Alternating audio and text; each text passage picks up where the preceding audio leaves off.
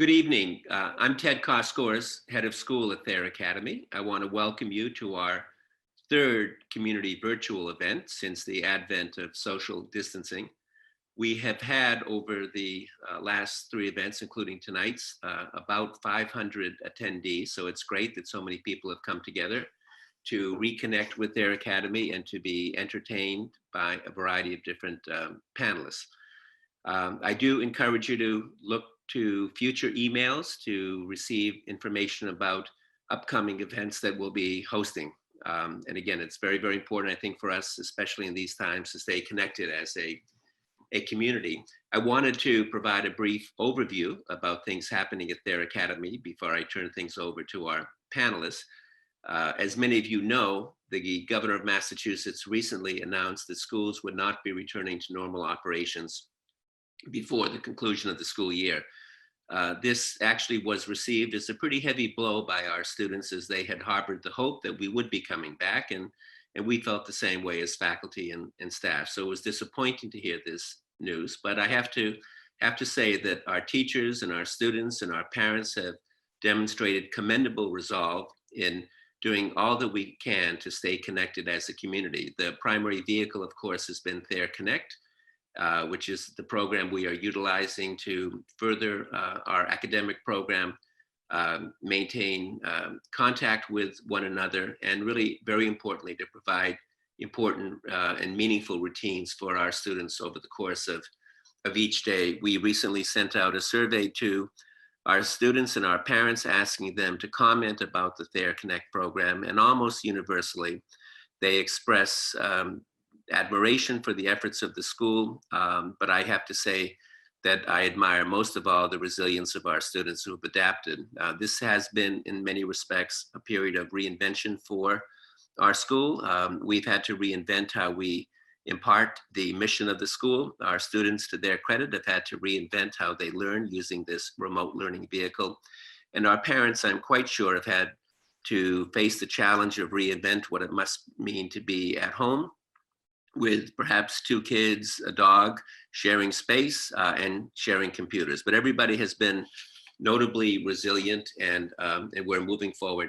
Our seniors, of course, are focused on an array of end of the year events, which typically mark the end of the school, of the senior year. And some of them lament the fact that we will be unable to have some of those events in the ways in which we have done so in the past. But the school is wholly committed to providing an opportunity to have a proper commencement exercise on campus when the time allows. And in the interim, we're just working together to find meaningful ways to celebrate all the wonderful things and important things that our seniors have achieved over time. So all is well at their academy as we, like others, adapt to these challenging circumstances which we all face. Tonight's program, of course, is dedicated to the written word. It's part of the National Poetry Month celebration, and it's an extension of the Bailey King author series, which was made possible through the generosity of Todd Slosby, who's a graduate from the class of '88, and his wife, Amelia. They were very inspired, particularly Todd, as a student at their academy, were inspired by the teachers they had at their academy, particularly Betty Bailey and Jim King, hence the name Bailey King Author Series. And they really made possible the opportunity to their academy to find a variety of different ways to celebrate the written word. And this evening is truly an extension of that. We have also the opportunity to commemorate and mark the publication of Aidan Rooney's work of poetry, Go There. So we'll be talking about that this evening. We have three panelists this evening. Betty Bailey from the class of 1963. I went to school with Betty's brother, Ed, very fond memories of that. And Betty actually began teaching at their academy in my senior year. She taught at there for 36 years as an English teacher. She was also the English department head, and I had the honor of working with her when I first came back as head of school at their academy. She's a remarkable person in many, many different ways. She had been a stellar athlete back in the day, but most of all in her professional capacities at their academy. she really inspired our students in so many different ways to elevate their own aspirations about how they might use the vehicle of writing in ways to express what they were feeling and to really access the world around them. So she has really been a remarkable person. As I noted, Todd Slosby recognized the important benefits and contributions that Betty made to his life by naming this writer series as author series after Betty. She shares that honor in concert with Jim King, who has taught at their academy for 40 years, and he's still at it. He's a wonderful and sensitive English teacher. He has been a devotee of community service, has placed a special emphasis on doing things in support of the people of Haiti who have suffered in so many different ways over the years. A multi-talented person. Jim is also a writer and a photographer, and is really very, very devoted to finding a variety of different ways to tap into one's inner feelings and to express those feelings for the benefit of others. So here too, a remarkable person who's done so much to lift the spirits and heighten the aspirations of students at their academy over many years. And last but not least, Aidan Rooney, who has taught at their academy for 32 years. He's taught in the French department, in the English department, in the history department. He's coached soccer. He's a published author, and like Jim, is a person deeply devoted to community service and has been very focused, as Jim has been, on the plight of the people of Haiti. So collectively, they represent a commitment to their academy that exceeds a century, a very frightening thought. I'm sure each of them feels this way.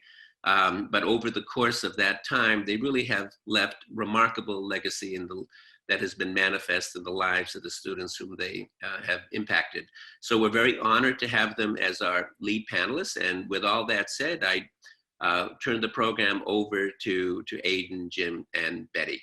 Good night. Thank you.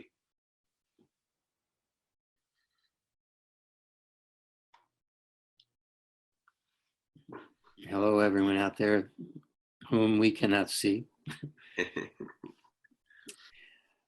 Well, maybe I'll open up with a couple just vague impressions of Aidan's coming to Thayer as a very young man, when I believe it was 1988, if I'm not mistaken.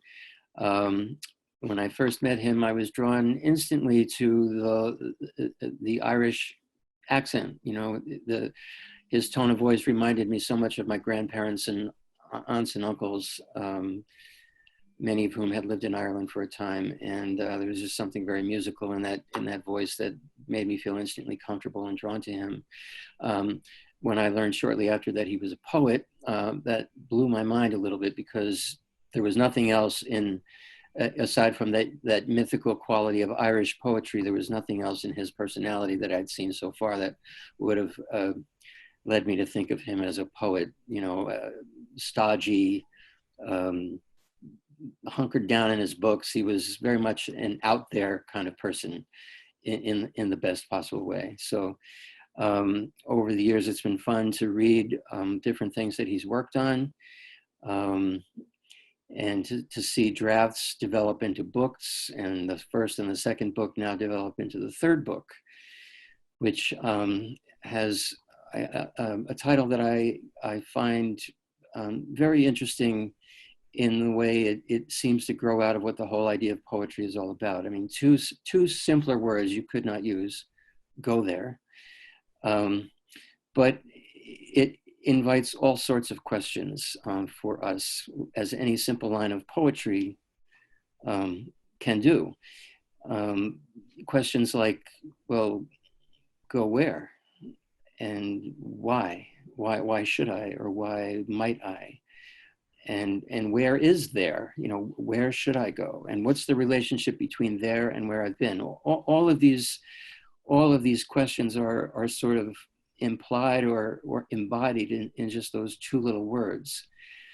Now, in the book, a translation of a poem by a Haitian poet named Tantanguy, with this very title, Go There, is really central, I think, in many ways to what the book is all about, and Aidan's work in general has been about more and more as he's gotten older and more experienced. That idea of, we have to, on some level, leave ourselves, leave our place, and yet figure out why and where, and do we come back? What do we come back to? All of these kinds of questions.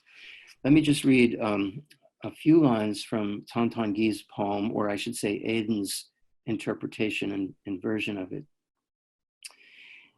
In the middle of the poem, there is a line that says, "Go there, bring your zeal to bear on the happiness of other people. Fight and right the wrongs the world's poor endure, as if they'd no business being here at all, here where with plenty and the splendor falls. If only, you have to go there, stay there. Join us, if only with a soft smile on your mouth. Oh, my sisters, my brothers, we are needed there to plant together, without any more shenanigans, oranges and corn and friendship for all of us on earth who need relief." A beautiful poem in many ways, and just, in my opinion, perfect for so many of the other things going on in Aidan's book. So we're very happy to have him here to talk about it tonight with all of you. May I jump in now, Jim? Yes, please, yeah. One of the things that was my favorite part of the day today, other than going over these poems so I would have something intelligent to say about them, was visiting Aidan's class this morning, his poetry workshop class, where it was the 25th anniversary of the students reading their poems. And it was such an incredible selection of poetry and of modes and of topics. And it was such a salute to Aidan's good work that they brought forth such beautiful, beautiful work, and could present them with such clarity. And they each introduced each other's poems, and it was really a delightful class hour. I hope to do it again next year. One of the first poems that Aidan is going to read after he introduces himself is a poem about students and teacher relationship. And I certainly could see in that class today what was very special about the relationship with Aidan and his students. You want to pick up there, Aidan? Yes, I will. Thank you so much, everyone. Thank you, first of all, to Ted for your really kind remarks and for your amazing leadership during this time. You have been a rock. I want to say to Melissa Forger-too, and to her team, Chrissy and Rachel in particular, a huge thank you, and to the audience for joining us tonight. But especially, let me say thank you to Betty and to Jim, colleagues for over 3 decades. It is a real honor to be able to chat with you guys tonight. I feel bad. I've had 13 years to read this book and write it, and you've had about 13 days to read The Galleys, and it strikes me as a little unfair. But thank you so much for your kind remarks. Thank you, Betty, for coming to class this morning. It was my first webinar event, and this is my second. And to Jim for your kind remarks about my first coming to Thayer. I will not take exception to the expression "out there," not lining up with your vision of the poet, but I thank you so much for hosting me tonight. It is a real honor. So do we begin with some poetry reading? Yeah, Aidan, do you want to read? Yeah, so let me read what is the first poem in the book. It should come up on your screen. Excuse me on that. It's not the first poem. I think it is the second poem in the book, and Melissa is screen sharing that with our audience. Maybe by way of introduction, we are in my junior year in secondary school here. I went to an all-boys school in the town of Monaghan in Ireland, and girls in the town would have gone to the local convent. But juniors and seniors in my school who were in art traveled to the convent twice a week to be taught by an elderly nun whose name was Sister Tria. So that's kind of important to understand this poem. The poem takes place in her class. The poem notes that it is the 1st of February, St. Bridget's Day in Ireland, and also the first day of spring. And it's very much a school recollection, one of few in the poems that I write. So I'm going to dedicate this one to today's senior class. It was my last day with them and a very emotional day, a wonderful reading as Betty noted this morning. And so this is dedicated to the entire senior class. There is a little Irish on the 3rd line, and it's a song, O Roche de Baha Walia. It means welcome home, with a little bit of a cheer at the beginning. Confession. Boys and girls, it started with, take out your pencils. The thick carpenter ones we just used to copy O Roche de Baha Walia, then cut back to the proper angle before putting them away. Now, she said, tear out a page from your copybook. First, we wrote by rote our art names in the top right. I wrote Dega. Then beneath that, 4A Alien, and Ancage Faura, 1981, beneath that again. Now, she said. Now, with one of those full stop pauses she gave, looking out the window to have us put our thinking caps on. Right, she continued, something you want us to know about you, we don't already. It was an odd question for back then and took a bit to figure out. Mushy McKenna started gnawing on his pencil, and Pussy McGlone looked like he always did, about to wet himself. But one by one, mostly the girls first, everyone got stuck in. Now, pause, most of us already done. Finish up and put your pencils down. Carefully, fold up what you wrote as many times as you can. That too took a fair bit, folding our notes down to little compressed accordions of paper. Sister went on about St. Bridget, us only half listening, having to weave her cross from rushes. Now, she said, stop folding. Comiskey was not happy because what he'd written, you want people to know they don't already know. We all already knew, the wanker, and was lying open on the table like a corrugated chessboard for all to see.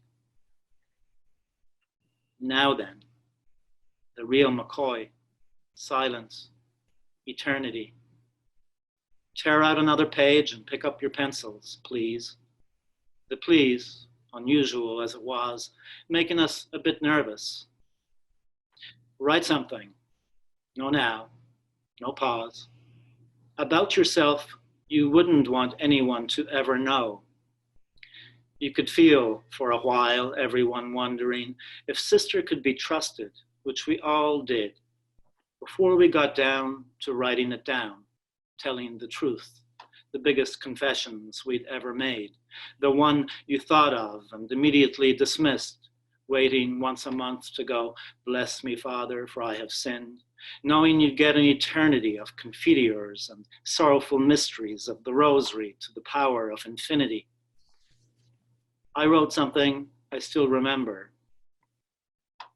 Now, she said, when all our pencils were put down all by ourselves and we sat there like the final judgment, tear what you just wrote into the smallest pieces. After what seemed a short while, Corrigan went round with the buska brewsker and we cleaned up our mess.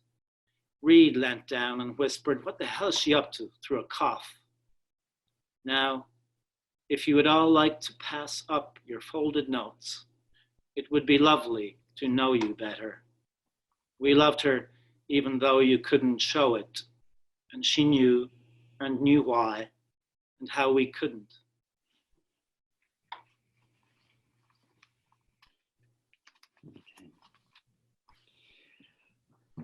Thank you for starting out with that poem, Aidan, because first of all, I think it just captures a flavor of a totally engaged class and how the students are so engaged with following what the teacher is saying. And there's a mystery to it. They just cannot figure out what that teacher is up to. I remember a time I was sitting in on a class and one classmate turned to another. I was sitting behind and one student was being peppered with questions by the teacher and comments. And one boy leaned over to the other and he says, "Just be quiet. She's trying to mess with your head." And I leaned in and I said, "That's what she's supposed to be doing." And I think here, Sister is messing with their heads in a very wonderful and mysterious way, which I see so often in your poetry, Aidan, is always a mystery. Like, what is the sin that you would almost confess but not confess, and what's going on, and how are the students responding? It's just I love that very much about your poetry. There's always a question, something that keeps pulling you in. And one of the things just rhythmically with the poem, even though it's written, seems to be like prose, is that frequent, that again and again, now, now, now. And you just keeps pulling you onward. So I really enjoyed that. Thank you, Betty. One of the things that I like about this poem so much is that we probably all have in our background somewhere at least one teacher who invited us to think about, there's more out there than what's in the lesson plan. There's more out there than what is proper for school and easy to think about. There's some Jekyll and Hyde quality to this teacher and her invitation to recognize that in yourself. This poem reminds me a lot of one of my very favorite stories by Charles Baxter called Griffin, narrated by an adult remembering his 5th grade year, when there was a substitute teacher who was as if from outer space. She was so different from everyone else in the community who were typical substitute teachers, so different from his very under control, no surprises, follow the rule book teacher, a good guy. But this woman was so different. She was so bizarre. She implied by her mannerisms and her strange sayings that she was from a different place. She was from far away. In fact, she was from Eastern Europe. And there are implications in the story that she and her family had to flee for their lives as refugees. And she ended up destitute in the middle of America's heartland in some small town, substituting for children of families who were ordinary and plain. And the narrator absolutely falls in love with her in the intellectual sense, and all that she invites for him to realize about the world is bigger and stranger. And there's parts of you that are open to it, and you should go there. So that's what I love about this poem so much. Spot on in your interpretations. I think Jim and I talked about this poem, and I think Betty, you were with us too when we talked about it.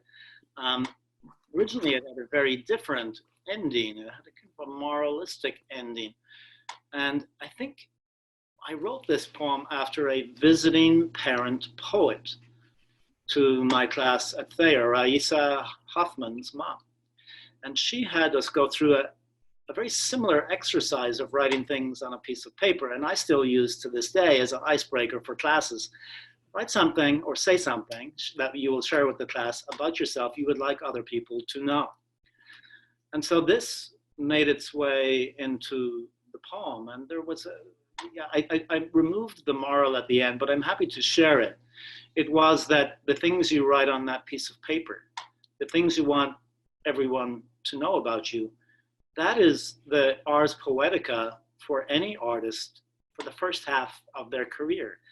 This is what I want you to know about me. And the second piece of paper, the one that no one reads, the things about you that you would never want anyone to know, that becomes the ars poetica part 2. Mm. Later career as an artist, you start to explore the things with perhaps greater honesty and less smoke and mirrors. The things that you don't want other people to know about you. And I found that very compelling, but I left that moral out of the poem. Yeah. So shall we go on to another poem? Yes, let's. So I think I was going to read Colony, Yes. and I think Melissa's kind of screen share. Not much to be said about this poem. There's not much required by way of introduction. I've always liked ants, been fascinated by them, and I like to observe them. And one of my other things I like to do is to cut up fallen trees with a chainsaw. So this poem is about one such moment where I'm cutting down a dead tree. Colony. What I'd thought rot in the dead oak was ants. The carpenter guild who'd bored the heartwood the height of the trunk and out through the limbs. They seethed from each break in the fallen tree like a smashed cantaloupe down seed runnels in a stampede of black metallica. Light struck, the workers rise up on hind legs, antennae hooked, and read the buzzsawed air. And here comes the queen, led forth in a convoy of young swarmers, laden with large white eggs, juggled between twins or backpacked aloft, negotiating roadblocks and checkpoints, the larvae cradled in the soft vice grip called for infants and delicate weapons. They will build upon a hill not far away, the ones who can take wing to go elsewhere. I was wondering if it's going to be possible for, Melissa to leave the poem up while we talk about it so that the viewers can see it. Because the image that I find so powerful in this poem, throughout your poetry, you have some images that are just so starkly right on. They seethe from each break in the fallen tree like smashed cantaloupe, down seed runnels like a stampede of black metallica. I mean, that's just so visual for me, and I really love that about this poem. I focus a lot on the word colony, and all of its other implications, and you can kind of see. I don't know to what degree Aidan actually intended this, but there seem to be implications or invitations, I'll say, for us to think about the way colonizers operate in the world. From that first line, the inhabitants of this place that we hardly noticed, we think at first they are something far less than what they are.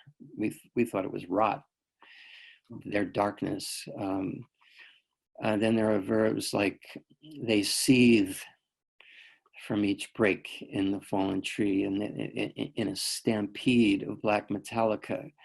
And again, colonizers, let's say from Europe, coming to places where people appear to them to be savage, uncivilized, wild, those kinds of feelings seem to come from the words that Aidan chose in describing the ants fleeing from their invaded space.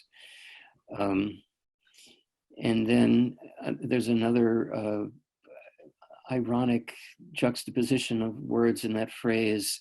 They're cradling what's valuable to them, the eggs of the queen, in a soft vice grip. Now, you wouldn't normally think of vice as soft, but then that double entendre is continued in the next line. This is the kind of grip that we use to hold what's most valuable. Our infants, we hold them gently, but don't you dare try to take them from us.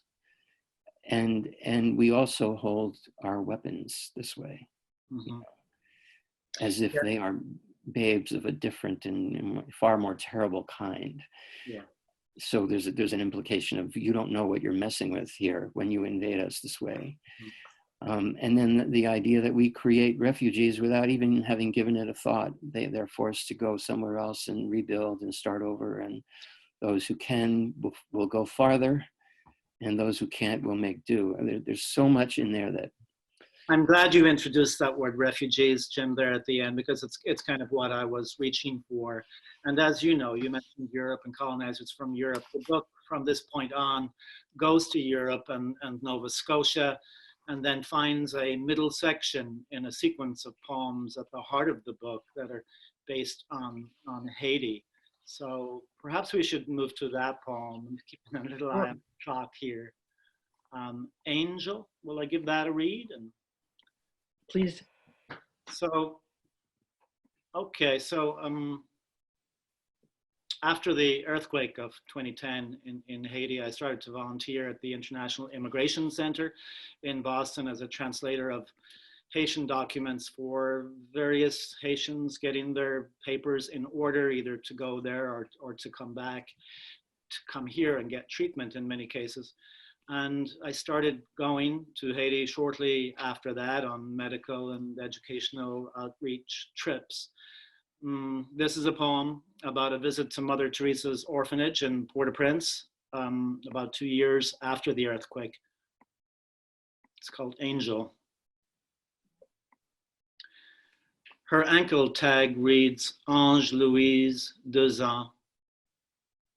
Were it not for the diaper in her frock, she'd slip. She sleeps in the crook of my arm, also fallen asleep. Her sweat beads grow. She'd be one of the ones on the world news had she not hung her eyes and raised her arms for nothing more than a pick-me-up. Were it not for her heat and her heartbeat against mine, she might not be there at all. There are no words outside a waiting truck. I hope she won't wake when I put her back.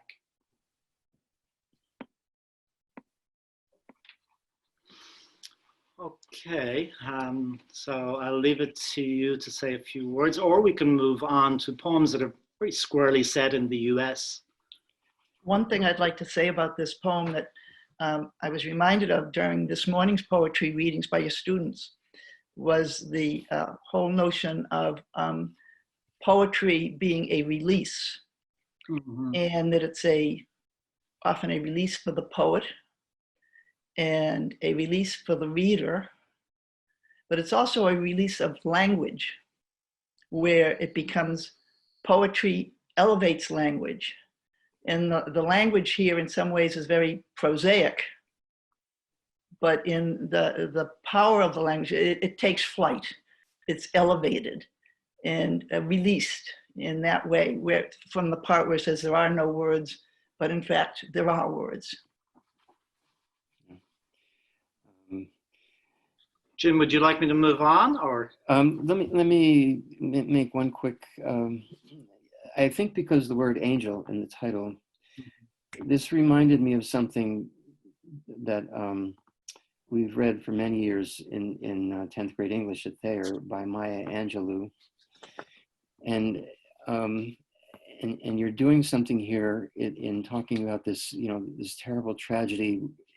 In a sense, there are no words for it, but there's something so reverent about the way you bring us to the realization that there are no words for it, and yet we still have to focus on it and be with it. Just be with it. It reminds me of Maya Angelou talked at the end of one of her memoir chapters about how one of the 8th graders in her class did something very similar, perhaps without even realizing it, at a moment that was terrible for all of her schoolmates, in the sense that Their families were inadvertently disrespected by a visitor who was completely insensitive to the pride they all felt on the academic graduation ritual that the children were all going through. That it really put cast a real pall over the whole gathering at the graduation ceremony. They felt very disrespected and misunderstood. And the valedictorian, the 8th grader who gave the speech, at the end of the speech, unprompted, he launched into singing the Negro National Anthem, lift every voice and sing, about appreciating what liberty really means and our place in it. And he turned the whole mood of the whole room around. Just by the comfort of those words, arranged in that music, he completely raised his people to a point where they could handle the disrespect that had just been given to them, handle the difficulty in life. So she ends the chapter by saying, we rely on our poets to give us the language to deal with things that are just not dealable, to say the things that cannot be said, to touch the things that are so difficult to touch. So yeah, that this poem is so short, but it brings so much to the foreground, it seems to me. Thank you. Let me go ahead and read the shortest poem in the book that puts us very squarely in the US. The Whispering Gallery at Grand Central. I think, Betty, this was on your short list of poems that you really wanted me to read. And here I'm in New York City. I like to go to the Oyster Bar. That's at Grand Central underground. When I'm in New York City, my son lives in Brooklyn, and he and I like to go there and have some oysters. And there's that phenomenon, of course, that's quite famous, of the vaulted ceiling and the two whisperers in each corner talking to each other and hearing each other. The Whispering Gallery at Grand Central. Into one corner outside the Oyster Bar, I closed my eyes and whispered just one prayer. It shot across the archway like a star, then back to me because no one was there.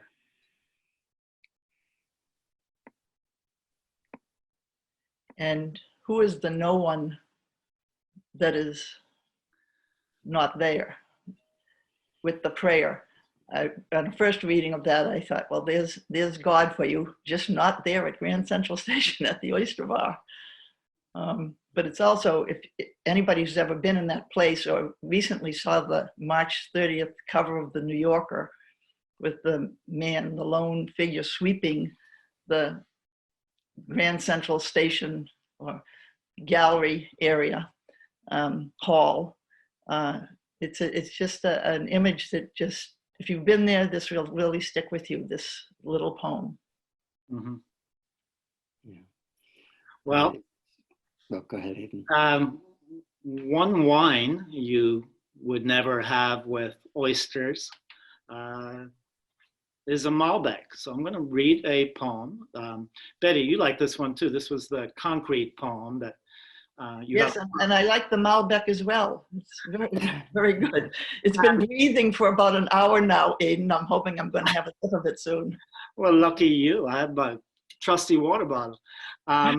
So nothing much to be said about this. It's a found poem. It starts as a found poem on the back of a Malbec bottle and then tries to go somewhere. Malbec, in color, intensely indigo, close to glass.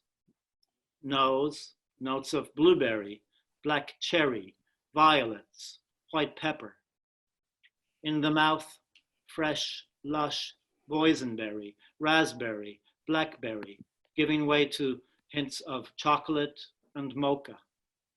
Enjoy with chorizo, ripe cheeses, rare red meats, pan-seared foie de veau, sauce madère, or enjoy on its own, on your own, its whole world in your hand, like one big bloodlet drop about to re-release in one long, jammy, connected finish.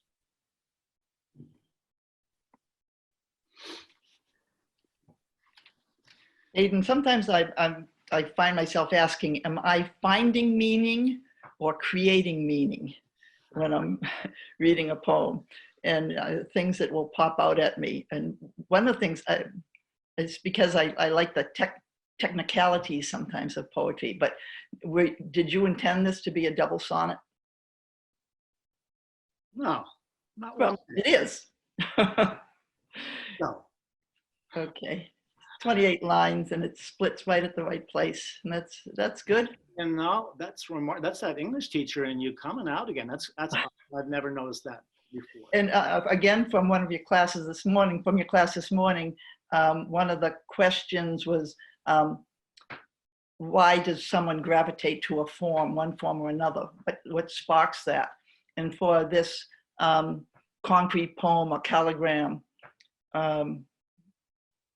do you like to play around with just the physical, visual presentation of the poems? I do. This is the only calligram in the book. But I am very attentive to form. And as you noticed, back to that point about this morning, the students in class, there were quite a few villanelles and sonnets. Mm-hmm. I think young people nowadays, perhaps even especially in this time, they gravitate to repetitions of sound and rhythm and beat and rhyme, and which is all that repetition of sound is. And they find in that, I think, some comfort, especially in that villanelle form with those comforting repetitions of lines breaking over you like waves. Yes, I think we should move on to my last poem and then open it up for questions. Will we do that, Jim? Sure, great. Sounds like. So, yeah, there are some good questions here, so. Okay, I'll read it fast. So this is an elegy for Seamus Heaney. I was very moved by the burial of Seamus Heaney and stayed around after the reception talking to the gravediggers, a father and son team. And I chatted with both and I was very taken by the son telling me that they were planning on telling the father that this was going to be his last dig. They were going to tell him that evening over tea. In a country churchyard. We want him to go out on a high note, said the gravedigger's eldest son, himself a gravedigger. He stood back from the edge, his right foot on the left lug of a spade. White orchids dressed the rug of man-made grass, rolled out over planks laid across the space. His father sat forenenced the opened plot. On a stone wall, the sun going down lit up.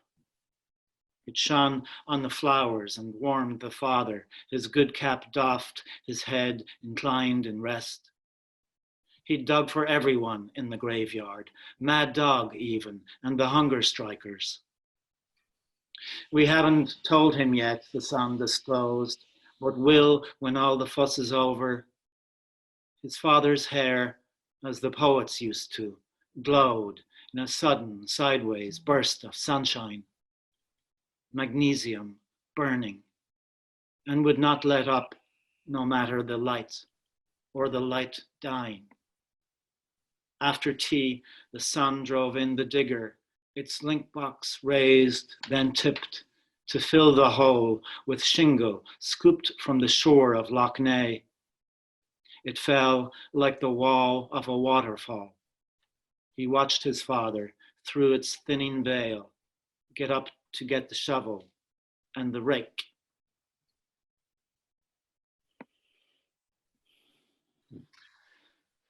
Well, thank you so much, Betty and Jim. I don't know if you want to talk about this poem. We should probably open it up to questions at this time. What are you thinking? Yes, maybe we can come back to that depending on how the questions go, okay? Okay. It is such a fantastic poem. So let me start with one from an alumna of Thayer from the class of 1958, forgive me, Martha, if I'm saying your last name incorrectly. Martha Reardon Bewick asks, Aidan, in confession, you use the word gnawing, Knawing. Is that an alternative spelling for the way we usually see it here in the US, GNAW? And part two of the question she's noticed also that you substitute the word hells for the F word, and wonders if that is a substitute in your final printed version, or why did you make the change? So. I suppose I'll answer the second question, just because just trying to do the right thing and be proper. It is an F word in the book, and I just did not feel comfortable saying that word, even though it's coming from the mouth of a young 16-year-old Irish boy, who in fact was my cousin. That's the character Reed in that poem. And so I was taking a kind of second poetic license in not saying that word on screen. And I hope that's okay. We had a question earlier, and so I'm interested in your take on this too. It was from Mark Dunn, a parent of Adrian and Isabel, whom I remember very fondly as students. And his question is, what are the unique expressive qualities of poetry that make it your medium versus other writing forms? Why poetry was his question ultimately. So I'll answer that, and I'm interested in your takes as English teachers. For me, poetry is all about compression. It's about spaces left unfilled rather than the spaces filled. And it's about the poet kind of getting out of the way of the material, getting out of the way sometimes of the poet. There's a great tension, and I think you used the word earlier, Jim, the unsayable or the not saying. There's a wonderful tension in poems between what you say and what you're not saying. And really what you're doing is leaving space for your reader to come into the poem. And that's really what has drawn me to verse as an art form rather than the short story and the novel, which I've tried my hand at. You have the sense that you're making something, a little machine of words, what Coleridge called the best words in the best order. And I love the gamesmanship and what the French call the jouissance, the play involved in making something compact, putting it into a unit. Your response there is very much in line with something from Steve Branthman, our beloved pottery teacher. He writes, Betty's comment about finding meaning versus making meaning is the basis of an artwork. The artist speaks to the viewer through the language of their media, but must always encourage the viewer to feel free to interpret and translate into their own language. So very much in line with what you just said, Aidan. Let's see, another question from Alison Kent, Trumbull, class of 2000, regarding the colony poem. 5-year-old Lily would like to know, why did you cut the tree down? To get the queen? Well, Lily, hello, Lily. The tree had fallen. The tree had already fallen. It's not that I don't cut down live trees. I sometimes do. I have quite a few around the house here. But the tree was already rotten and had fallen, and I was just cutting it up into segments for firewood. So I hope that is a responsible answer for Lily. Here's Giselle Marius, our class of 2016, asks, for a poem such as Angel, how do you approach recording such a vivid experience into words? Do you immediately start forming the poem in your head while you are there at the orphanage, or do you think about an experience in the past to write from? Is it something that happens only in the future looking backward, or something that begins to form right there in the moment? That's a tough question, a great question. Thank you, Joselle. Your father is a Haitian immigrant, and I really love that this is coming from you. You know, sometimes in writing poetry, you just have to sit down to the blank page, the screen, lay aside time, get stuck in on something, go there, wait, build, painstake. And then at other times, and this is one such poem, Angel, a poem seizes you in a sudden moment, and you feel barely fit sometimes to set it down. So some of the poems of Haiti are of this sort, Angel, for example, and Indikini, which I know you, Jim, you like, and which I wrote while talking to you, Jim, in the back of a truck headed down the mountain. The key in both cases is to take the time in mundane and provocative situations when that lyric impulse pulses, to write it down. And this is really the hardest part, deciding when to translate the business of living. It was a very poignant experience holding that little girl of 2 years old who was not far from dying. So that translation, finding the right words, is a very difficult process sometimes, but sometimes it just announces itself. It's not unlike the photograph that you snap and forward with your cell phone, for example. The poem can get in the way of living. So living the poem.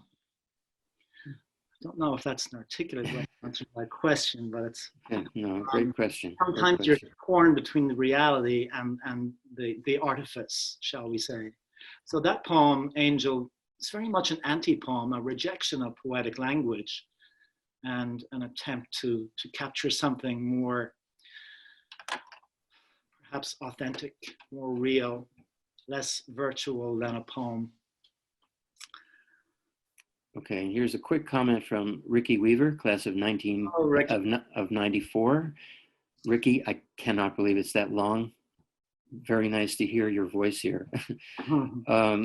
She comments that the kind of teacher invoked by Confessions that is inspired to go there. For me, that teacher was Mr. Rooney in most excellent ways. Thank you, 25 years later. Oh my, well, thank you, Ricky. I'm really chuffed. I knew your father, Ron, very well. He taught in the middle school, and we were good friends. We used to set up the chess pieces in 1988 in the staff room in the middle school, after I taught French 1 in the morning and moved then up to the upper school. But Ricky, I remember you so well as a wonderful student and a great speaker of French. Okay. This one from Joanna Scholar Gilman, class of 86, and a parent, 25 and 27 coming up. Asks, at this point in your career, Aidan, do you feel you are telling people what you want them to know about you or what you don't want them to know about you at this point in your career?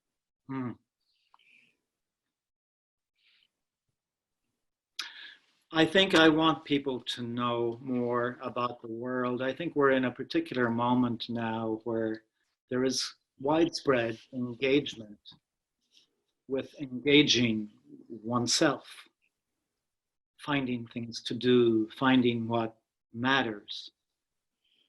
Auden, it was, who noted that poetry makes nothing happen. But poems do. I love nothing more than introducing a poem to a class, typically second semester seniors, as that little machine of words and images and sounds that students really take to as a way of releasing what they want to say about the world, because quite often in any school setting, you feel restricted. You feel it is important for you to be reticent. So that And as Ahini-esque, Betty, we talked about this morning, that sense of release that you get from writing a poem carries forward to your reader who maybe is standing by your side and looking in the mirror. I think that's Whitman. I'm not sure describing a poem as such. But it is certainly the case, to answer the question, that yes, I think as you get older, more mature, you feel like it's important to take on the big questions and forget about what other people think of you because they don't think about you very much. Oh, Betty, it's great to see you laugh. And thank you so much, both of you, for joining me tonight on this. Are we supposed to wind things down at 8, or are we going to, let's keep this going until? Just before we wind down, I just want to thank you, Aidan, for the occasion of this gathering. It's been great fun getting together with you and Jim. And to you, Jim, happy birthday to my first and best hire. Thank you very much. Happy birthday, Jim. It was the surprise piece at the end. I don't Thanks. think your audience knows that it's your birthday. Kept it very quiet. There are some other great comments and questions here, Aidan. I hope Melissa and Rachel can preserve them. Mm-hmm. But I suppose, yes, we should close out here. So I want to say my thanks to Melissa and Rachel and Chrissy in the Alumni Development Publications realm for helping us set this all up. And to Ted, thank you again for your gracious comments and opener. And I'll second what Aidan said about your leadership in this very difficult time. Spectacular. And so nice to just see the names of some of the alums here. It warms our hearts more than we can say. Thank you, Betty. Thank you, Aidan. Thank you, everyone. Thank you. It warms the cockles of my heart too to see that long list of past teachers and students and parents indeed. Were we going to take one last question? I think we just got a message saying that we could. Oh, we can. Okay. So I just don't have a question. Well, Genevieve Morgan, your poetry often includes words and phrases in other languages, which to me elevates the experience of hearing the poem read out loud. It creates a musicality that lifts the poems out of the literary, because even if you don't know what the words mean, they sound right. Do you think about the sound as much as the meaning? That's the question. Of course. Of course. I'll answer that one briefly. Thank you, Genevieve, for your appreciation of my work.